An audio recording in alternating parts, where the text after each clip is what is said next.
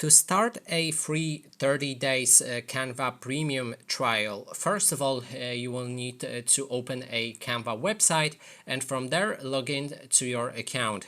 Keep in mind that this trial applies mostly to newly created accounts and you won't be able to use it after you've already claimed that trial on the same account.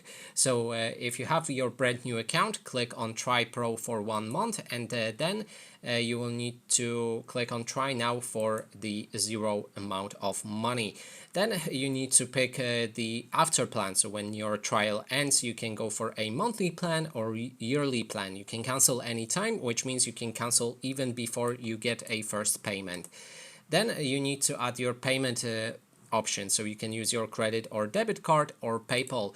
After that, just select get your free trial and fill in information about your PayPal or credit debit card, and that way your trial will begin. And that is basically everything. Thanks so much for watching.